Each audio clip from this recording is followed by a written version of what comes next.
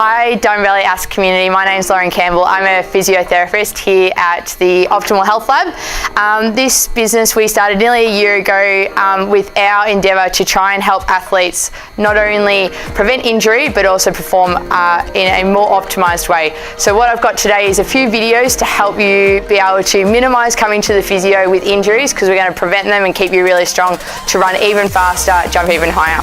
So every athlete going into any event, it doesn't matter if you're throwing, jumping or sprinting or long distance running, you need to do a warm up. So going through warm up obviously brings oxygen to your muscles to make sure they're actually able to work, but you also got to find your body's normal system to do what it's doing. So whether it's trying to get your heart rate up to run for a long distance, whether it's trying to amp up your body to sprint and jump as far as you can. So what I'm going to show you is just 4 really quick exercises, don't require any equipment, to add to your warm up to try and get a little bit more mobility and a little bit more activation into the muscle groups that help you perform better. Alright, so the first one we're going to do is have a lay onto your side.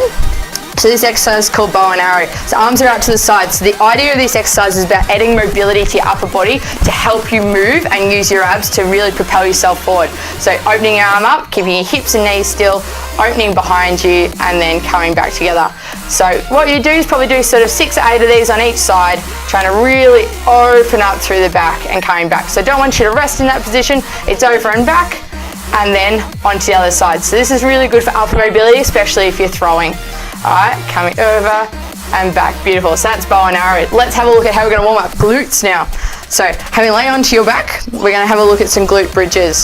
So glute bridges are obviously really common. So what they are aiming to do is really warm up the posterior chain. So this is through your butt, through your hamstrings and a little bit through your calves, obviously because they help propel you forward.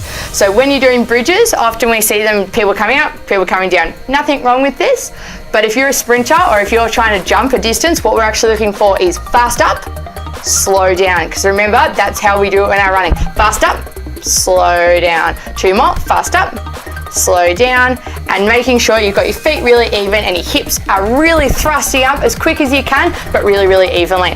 A really great ab exercise you can do while you're already on the grass is elbows onto the ground into a plank position. So when you're doing a plank position, you're trying to stay as evenly as you can through your hips. Now, what we're going to be showing here now is to add some twisting through there, because obviously when you're running, your body is resisting the need to do this. You often see that when people are running and they're really tired, is they start to lose through here. So really important to resist through that as you're coming through your core. So we're going to add the resistance to it. So you're going to turn and have a look. That's it, and come back down and then turn and have a look. Now, obviously with these exercises, we're looking for about 30 seconds worth just to warm up. So it's not about fatigue. If we're doing it in a training load, different idea, but it's really important to make sure we add in exercises that are going to warm up the right parts of your body. Last one we're going to have a look at is hamstrings. So obviously we see a lot of hamstring injuries in runners and jumpers. So the drinking bird is 1 foot forward, 1 foot backwards. You're going to lean forward using your hamstring and then coming back up relatively quickly. So it's relatively slow down, loading into your hamstring and then relatively quickly back up. 6, 8 of those. 1, it's getting your balance going, which is really key for when you're running, but also it's warming up those hamstrings so that you're able to kick out and really stride out as far as you can. The least time when you're running that you spend on the ground keeps you getting faster, which is what we're key for.